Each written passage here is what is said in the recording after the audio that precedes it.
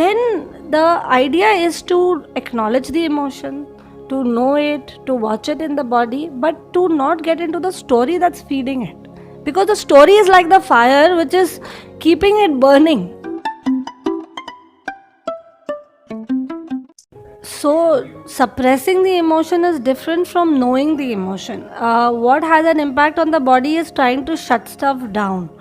What doesn't have an impact on the body is the knowledge that this emotion is in my system and trying not to get into the story. See, the way the emotion will work is the story will feed into the emotion, and the emotion as a reaction is just our body's instinctive reaction to an event of threat or discomfort.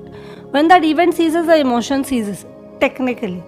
But something keeps it alive, and what keeps it alive is this mental story feeding into it. So if you say something to me, my involuntary reaction is anger or defense or whatever, but when you move off, it should have space to go away.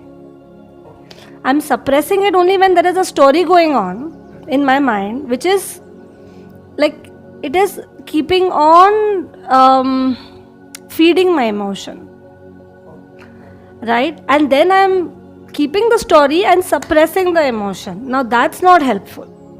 But what if I recognize I'm trying not to be in the story, and that's what we are doing for the last 2 weeks, trying not to be in the story, but I come and watch the emotion, and that how to watch, what to watch is something we will be working on today and next week and the week after. These 3 weeks we'll be only working on emotional related, body and emotion related stuff. So in my case, I could see the emotion and I could see the story, but then if in that moment, if I sit for meditation, then I end up meditating on the emotion. That's okay.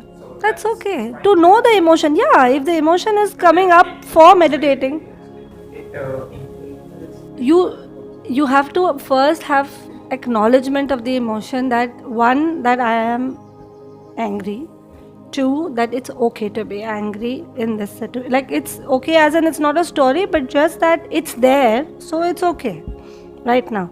That itself does a lot for our emotion, just the knowing. And then of course there are more steps, but right now the point is just the knowing itself and the acceptance itself and the coming back to the emotion and not getting into the story itself creates space for the emotion. We are almost creating space. We are saying, yes, this emotion is there, you're welcome.